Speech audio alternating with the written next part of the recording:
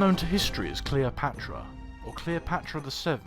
Thea Philopator, was born in Alexandria, Egypt in 69 BC. She was a member of the Macedonian Ptolemaic dynasty of Egypt, which had been established by Ptolemy I after the death of his master Alexander the Great in 323 BC. Before his death, Alexander had failed to name an heir to his immense empire, which then led to its division between his leading generals, of which Ptolemy was one. Since then, the Ptolemaic dynasty had ruled over Egypt, but had retained its ties with Hellenistic or Greek culture, but also embraced Egyptian traditions. This mixture of cultures was borne out by the dynasty constructing temples to the Egyptian god Isis at Philae on the River Nile, but also in the construction of the Great Library of Alexandria,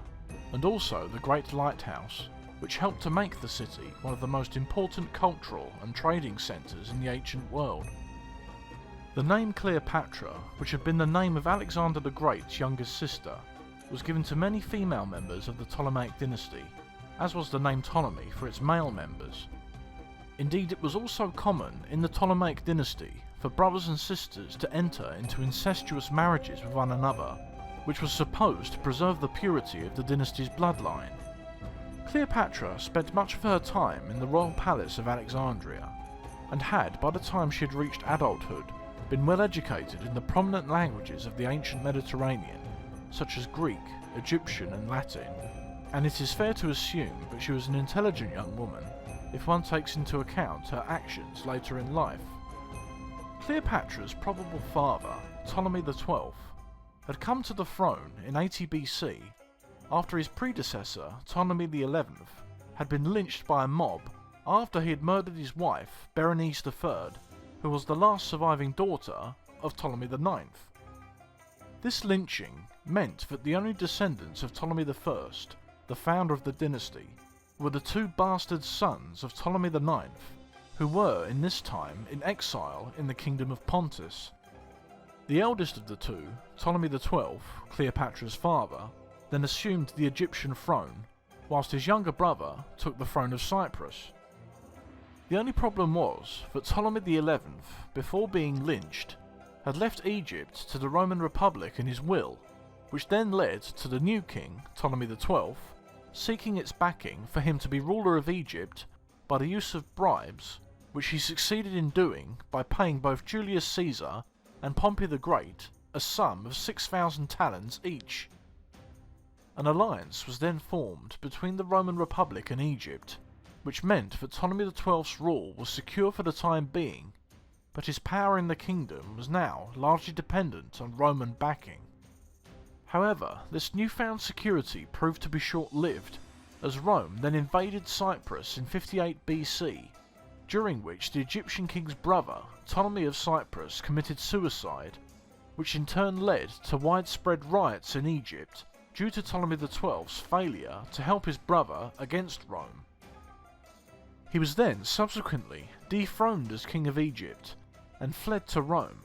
and was then replaced by his wife and sister, Cleopatra V, along with his daughter, Berenice IV.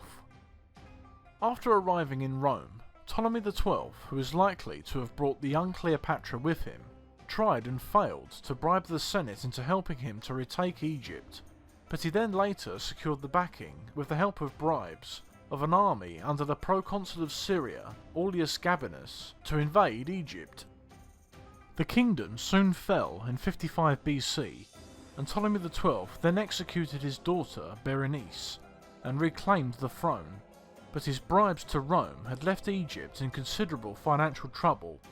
and also meant that Egypt now, more than ever, was a client kingdom of the Roman Republic. Cleopatra reportedly accompanied her father with the Roman army into Egypt,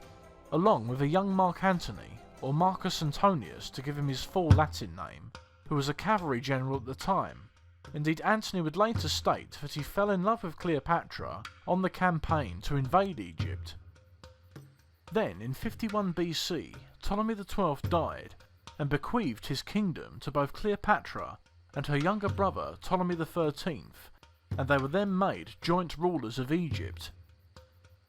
The fact that Ptolemy XII left the throne to both of his children clearly means that he expected Cleopatra to marry her brother, but almost from the first day of her reign, the new queen started to show that she did not intend to submit to her brother and future husband, and seems to have from the start ruled Egypt in her own way with little regard for her brother as joint monarch. It is also unclear whether Cleopatra and Ptolemy XIII ever married at all, but the fact that they seem to have operated separately from the very start of their reigns may be telling. But on the other hand, given that it was tradition for brothers and sisters to marry in the Ptolemaic dynasty at the time, the opposite may be true. The new queen then set about trying to secure her position as monarch by winning over the support of her subjects. In the first days of her reign, Cleopatra travelled up the river Nile to take part in a ceremony to honour the sacred bull Bukis, in which a wild bull was caught and worshipped as an incarnation of the falcon-headed war god Montu. As well as respecting Egypt's long-held religious traditions, she also addressed the more practical problems which faced Egypt at the time, such as the pressing concern of the shortage of grain. The ancient land of Egypt was in the 1st century BC, as it had been throughout its history, almost entirely dependent for its food supplies on the flooding of the River Nile, which happened annually around the month of August. This was in turn dependent on the annual monsoon occurring in the Ethiopian hills to the south, meaning that rainwater would then head downstream towards the Mediterranean and flood the Nile River Valley through Egypt, allowing the mass cultivation of crops. But the flood had been low around the time of Cleopatra's ascension to the throne, and she dealt with the problem by restricting the movement of grain, which was then stockpiled in the major cities of Egypt, such as Alexandria, for the poor to eat. Cleopatra's concern for the welfare of her people and securing their approval by taking part in religious ceremonies perhaps shows her intelligence, and also that she was intent on winning over their hearts and minds, possibly to secure her power base and perhaps simultaneously undermine support for her brother. It is also telling that Egypt's overlords back in Rome were not informed of Ptolemy XII's death until nearly 4 months after his demise. This perhaps indicates that Cleopatra prevented the news from getting out in order to prevent Roman interference for as long as possible. But the young queen was now facing growing resistance to her rule from her brother, as she was now more and more asserting her influence over the kingdom. It is also clear that by this time she had rejected her brother as a potential husband and saw him as a rival, which then resulted in a conflict erupting between them both. But events were now unfolding back in Rome, which were destined to change both the course of Cleopatra's life and also the course of European history. Gaius Julius Caesar had, after becoming consul of the Roman Republic in 59 BC, incurred heavy personal debts. To rectify this, he sought a governorship or proconsulship with the help of his allies in the Roman Senate, such as Marcus Licinius Crassus and Pompey the Great, who was in turn married to Caesar's daughter, Julia. The 3 men who, at this time, were the most powerful and wealthy in the Republic had, to avoid instability and conflict, formed an accord or political alliance which was known as the First Triumvirate. Caesar then, after being appointed the governor of northern Italy, eastern Europe and southern France, conducted a series of brilliant military campaigns in Gaul from 58 BC, which culminated 6 years later in his great victory over the Gauls under Vercingetorix. But Caesar's victories and his growing popularity with the population back in Rome meant that the Senate and Pompey the Great grew more and more suspicious of his ambitious intentions, and when Pompey's wife Julia died in childbirth in 54 BC, Julius lost the security of being able to call Pompey the Great his brother-in-law. Crassus was also killed whilst attacking Parthia in the east in 53 BC, meaning that both Pompey and Caesar were now the most powerful men in the Roman Republic.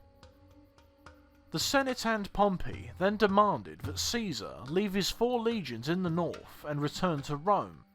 but Julius, fearing what his enemies in the Senate may do to him, refused, and then in 49 BC he crossed the river Rubicon in central northern Italy and advanced towards the capital. Crossing into Rome with an army was considered treason by the Senate, and they then, along with Pompey, fled the capital with Caesar and his army in hot pursuit.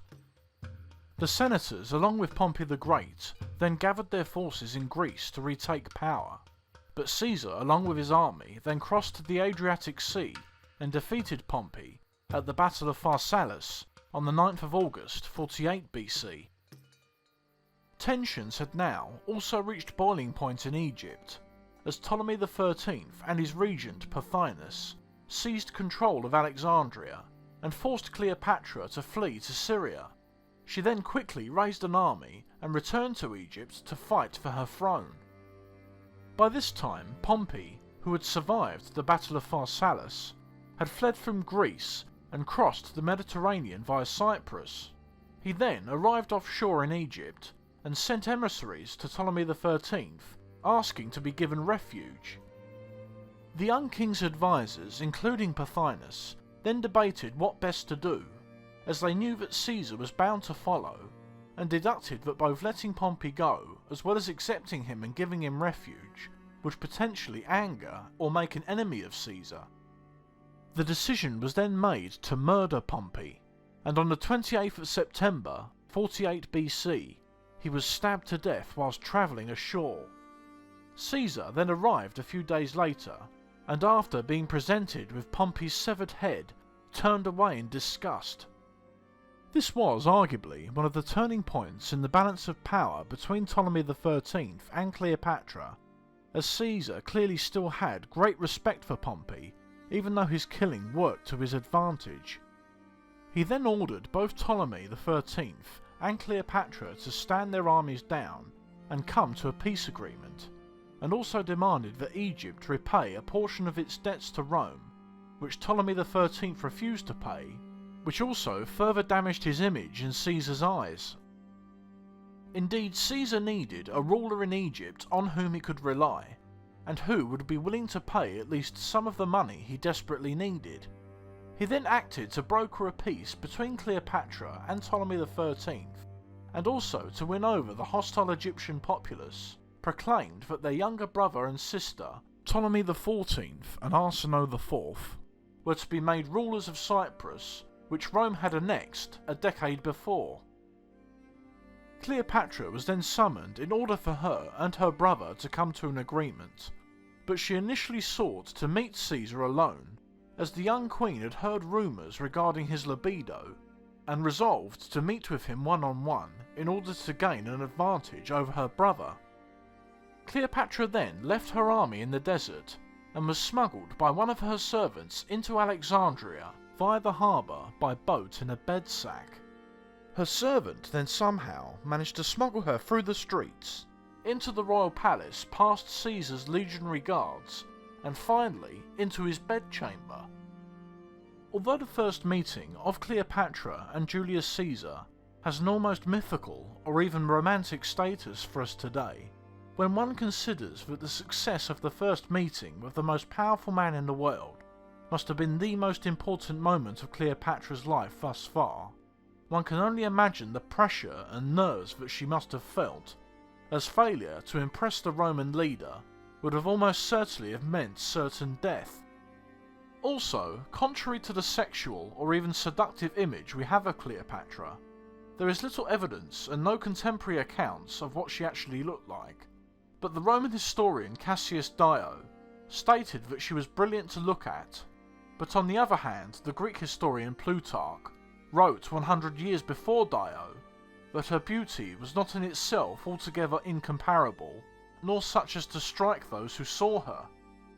Whatever the truth regarding her physical appearance, given her actions, courage and evident charm, we can safely assume that it was her brain and not her body with which she charmed and won over the affection of the most powerful men of the age, and soon after their first meeting, both Cleopatra and Julius Caesar had become lovers. Upon hearing that his sister was cavorting with Caesar in Alexandria, Ptolemy XIII let it be known in the streets that she was in the city, which resulted in rioting. This only annoyed Caesar more, and he then forcibly had Ptolemy brought before the assembly of the city along with Cleopatra, and showed the gathered crowd a copy of Ptolemy XII's will, in which he had bequeathed Egypt to both of them. With Ptolemy XIII now being an effective prisoner of Caesar, his regent Pothinus, who was the real power behind the boy king, then hatched a plan to defeat both Cleopatra and Caesar, along with his few thousand strong army,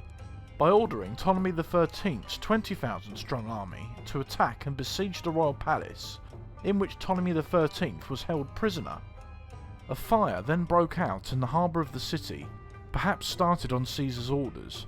which quickly engulfed the great library, meaning that thousands of years of accumulated knowledge were lost forever in the process. Then, Cleopatra's younger sister, Arsinoe IV, escaped the city and joined forces with the besiegers, and took command of the army and proclaimed herself Queen of Egypt. Then Caesar, whose water supplies were becoming desperately low, then attempted to gain control of the harbour at Alexandria by taking the island of Pharos, upon which stood the great lighthouse, but was driven back and forced to swim for safety to a Roman ship to escape capture. By this time, the commanders in Arsinoe IV's army had grown disaffected, and then entered negotiations with Caesar for Ptolemy XIII and Arsinoe to be exchanged. The boy king was then released, but simply took command of the Egyptian forces and continued the siege. Caesar, however, had sent for help when the siege began, and then a Roman army arrived in the Nile Delta in early 47 BC, which Caesar then left the palace to command. The armies of Ptolemy XIII and Caesar then met in the Battle of the Nile, in which the Egyptian forces were conclusively beaten, and the young king himself was drowned after his boat capsized during the rout. Caesar then proclaimed Cleopatra to be queen, along with her younger brother, Ptolemy XIV. Over the coming months, both Caesar and Cleopatra then enjoyed a luxurious cruise up the River Nile on the Queen's pleasure barge, during which the Egyptian queen was evidently pregnant with Caesar's child. He then left Egypt for Rome in the spring of 47 BC, as there were reports of trouble on the Republic's eastern border with the Kingdom of Pontus. It is also likely that Caesar wanted to put distance between himself and Cleopatra for political reasons, as she was about to give birth to his son, which could have been used against him by his enemies in the Senate. After the departure of her lover, Cleopatra gave birth to her probable son with Caesar named Caesarion, or Little Caesar, in June of 47 BC, and then made public declarations about his paternity, while Caesar in contrast back in Rome, according to accounts, denied his paternity. A year after her son's birth, Cleopatra and her husband, Ptolemy XIV, travelled to Rome, where they were awarded with the status of Friends of the Republic, which effectively reaffirmed Egypt's status as a client kingdom of Rome, but also Cleopatra's status as Queen of Egypt. Whilst in Rome, Cleopatra stayed as a guest in Caesar's villa outside the city, and entertained guests including the prominent senator Cicero, who stated afterwards that he found the Egyptian queen to be arrogant. It is unclear whether Cleopatra stayed in Rome constantly over the next few years, as Caesar went on campaign in Spain against the remaining followers of Pompey the Great, but she was most definitely in Rome by the spring of 44 BC. Caesar had been made dictator for life in around February of 44 BC, but whilst entering the Senate chamber on the 15th of March, otherwise known as the Ides of March, he was surrounded by a group of senators who, after a short struggle, stabbed him to death. Mark Antony, who was by this time Caesar's right-hand man, had heard of the plot the night before, but was delayed in coming to his patron's aid, and after hearing the shouts and screams emanating from the Senate chamber, he fled in fear that he would suffer the same fate as his master. After the death of her lover, Cleopatra stayed in Rome for some weeks in the hope that her son, Caesarion, would be named his successor, but she then fled the country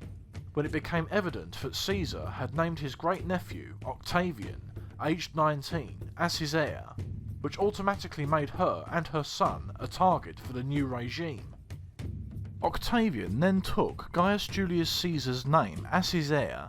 but is referred to by historians in this period before becoming emperor as Octavian, so there is no confusion between him and his late great-uncle.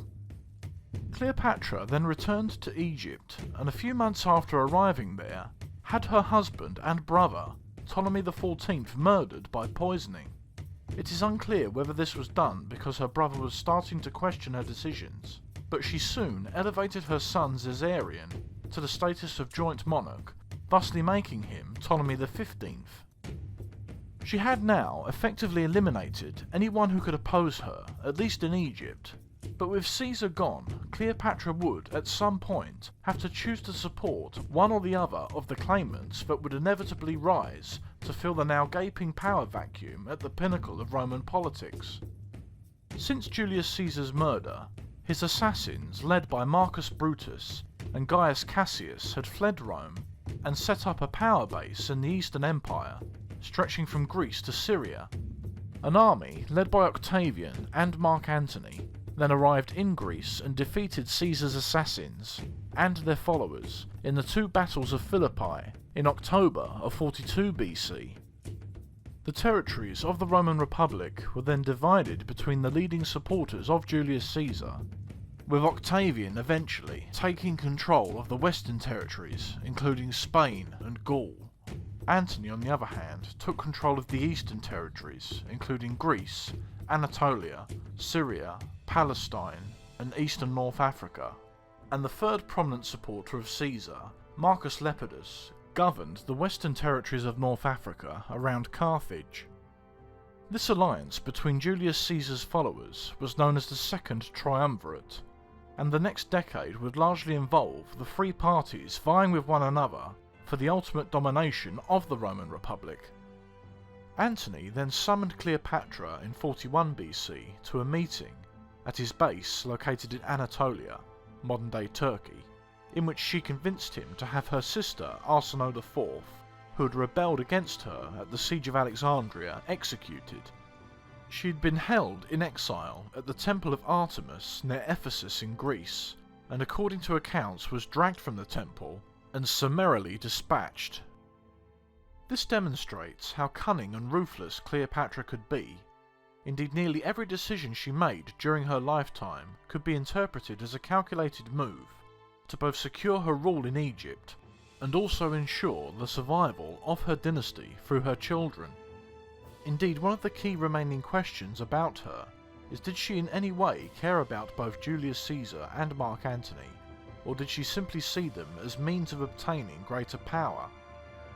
She had expertly strengthened and eventually secured her position as Queen of Egypt by aligning, or indeed seducing and manipulating, Julius Caesar into helping her, and now she identified Mark Antony as the most powerful man in the Eastern Roman Republic as her next target. Indeed, the Egyptian queen may have had to align herself with Mark Antony rather than Octavian, as he was after all technically in charge of the Eastern Republic, which thusly meant obtaining his support was crucial in the short term. Another factor could have been that she had already met Mark Antony before, and accounts also state that Antony had been keen to get into a love affair with her for some years. Her motivations matter, as it was essentially her alliance with Mark Antony against Octavian which would prove to be the downfall of Cleopatra. Therefore, the real question is, was her decision to enter into a relationship with Mark Antony entirely her choice which backfired, or on the other hand, did she have no choice as Antony held the reins of power in the East and initially seemed to be stronger than Octavian? Another factor is that Cleopatra clearly obtained greater territory for both herself and Egypt by her close ties with Antony, as soon after they began their love affair, both Cyprus and southern Anatolia were transferred to her jurisdiction by Antony. We can be fairly certain that they started their love affair in or around 41 BC, as Cleopatra then invited Antony to visit Egypt later that year, which he did, where he and his commanders were given a taste of the opulent and luxurious lifestyle which the Ptolemaic dynasty were famed for enjoying. Antony then left Egypt in 40 BC to conduct a military campaign in Syria against Parthia, and during the time he was away, Cleopatra gave birth to two twins named Alexander Helenos and Cleopatra Selene, who were the product of their time together the following year. In the meantime, back in Rome, Antony's real wife, Fulvia, was stirring up resistance against Octavian's rise to power, which ultimately culminated in her leading a revolt along with Antony's brother Antoninus. This was eventually crushed, however, and Fulvia died on her way to join up with Antony in Greece, and then a treaty was reached between him and Octavian, which cast into stone the borders of their respective territories in the east and west. The uneasy peace between the two was then further cemented by Antony marrying Octavian's elder sister Octavia, who would go on to have two children with him, but he would eventually reject and divorce her for Cleopatra, and after his death, Octavia would look after Mark Antony and Cleopatra's children. Antony and Cleopatra then met again in 37 BC, when he summoned her along with their children to Antioch to aid him in his preparations for his war against Parthia.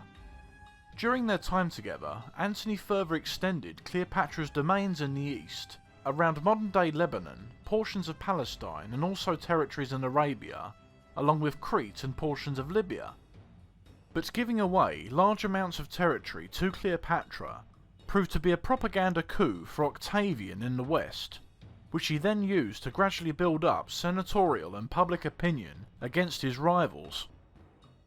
Antony then invaded Parthia with his forces in 36 BC, whilst Cleopatra returned home to Alexandria, where she gave birth to their second son, named Ptolemy Philadelphus.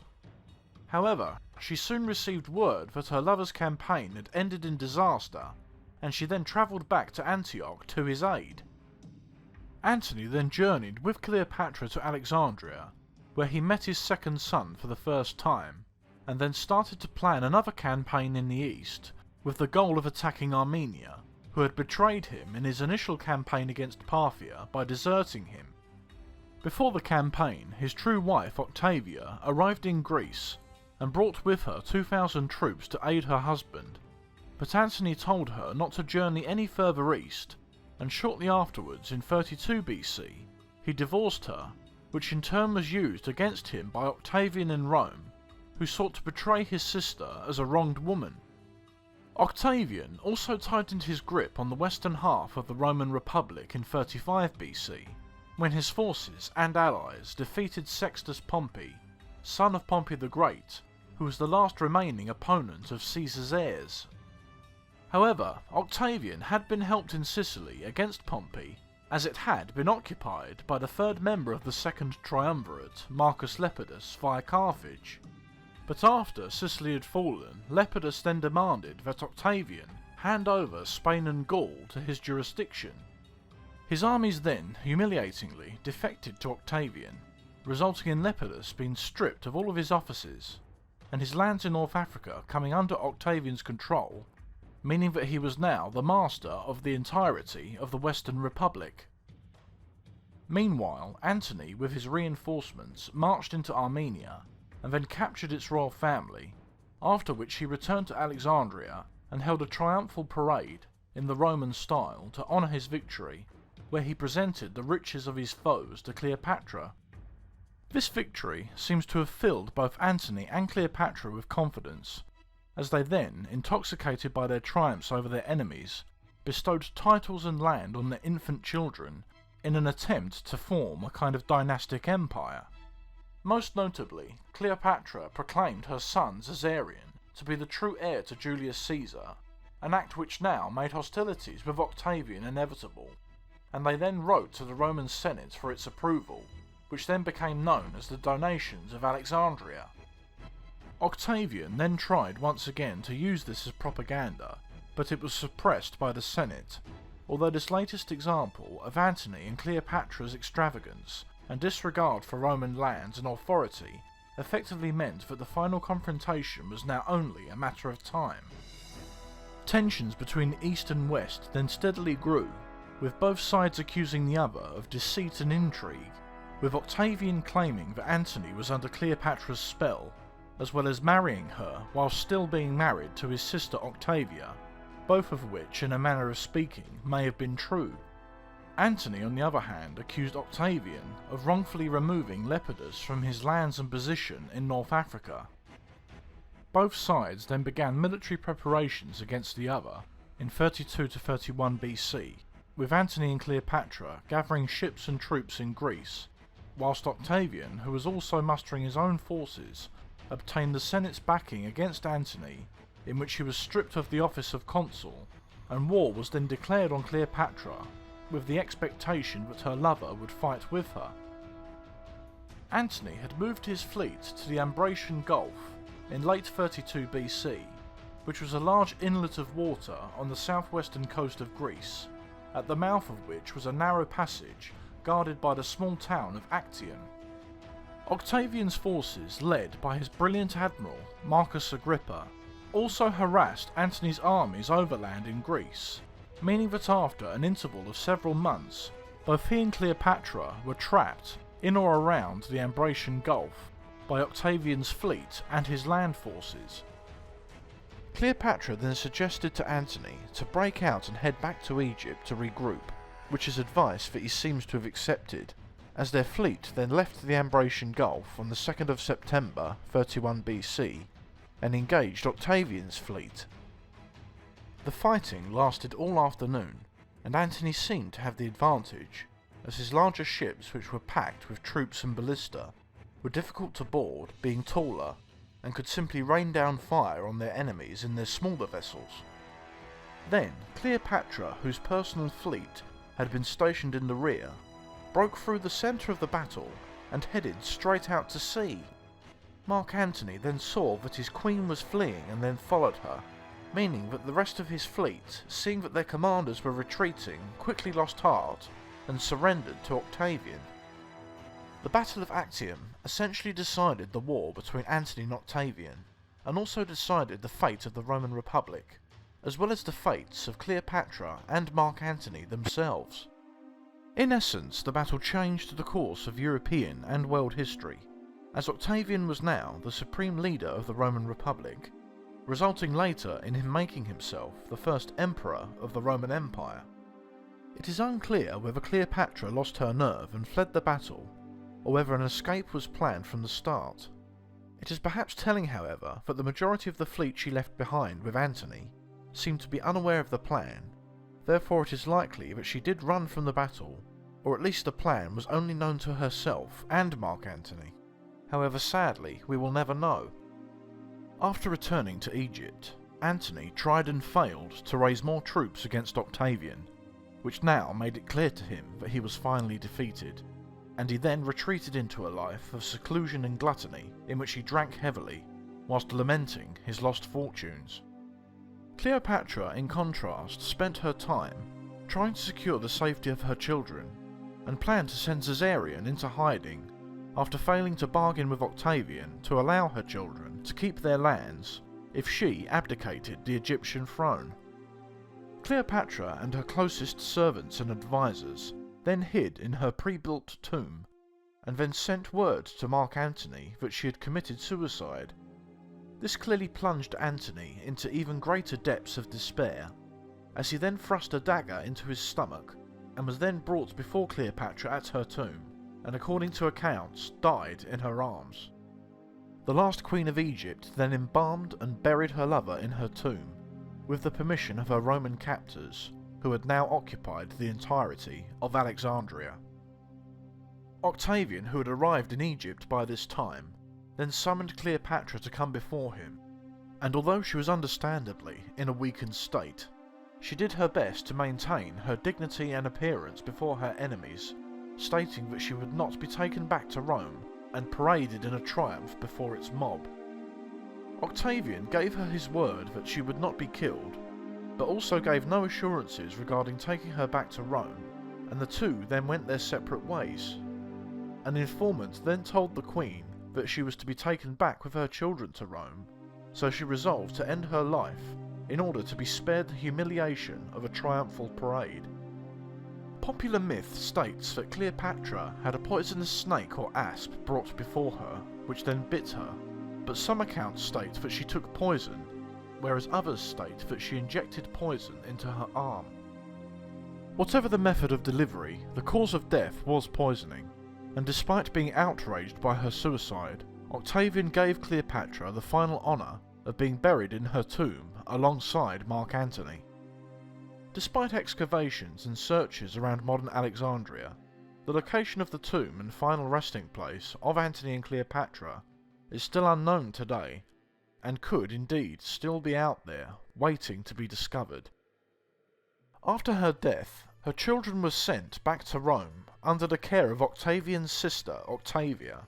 but Caesarion was, according to accounts, assassinated on Octavian's orders in Egypt, which meant the end of the Ptolemaic dynasty, as well as everything that Cleopatra had worked so hard to achieve in her life, ending in failure.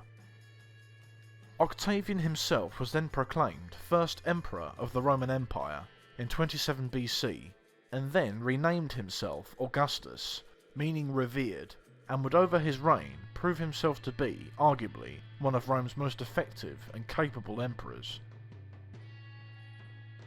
Cleopatra is today seen as one of the most famous women who has ever lived. Indeed, although many of our modern perceptions of her may in fact be inaccurate, there is no doubt that she was an extraordinary woman who attempted to take control of her life rather than submit to the decisions of her family members. In her love affairs with Julius Caesar and Mark Antony, she seduced and enthralled two of the most important men in the world, and almost founded a new Romanic Egyptian empire as a result. She was also incredibly intelligent, ruthless and cunning, but she had to be to survive in the political world of the 1st century BC. However, in the end, both she and her lover, Mark Antony, underestimated the ability and intelligence of Julius Caesar's great-nephew, Octavian,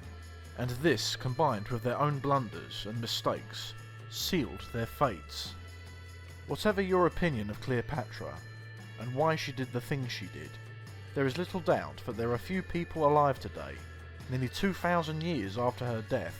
who do not know the name of Cleopatra, and thusly the argument could be made that in death she achieved what she had always wanted, lasting immortality.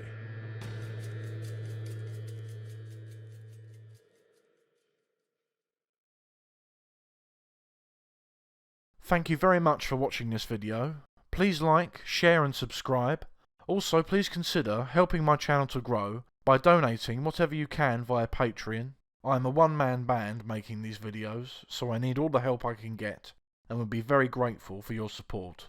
Lastly, please check out my friends at History Time and History March. If you like my channel, you'll love theirs, as they make brilliant historical content, and the links to their channels, as well as my Patreon account, can be found in the video description. Once again, until next time, thank you very much for watching.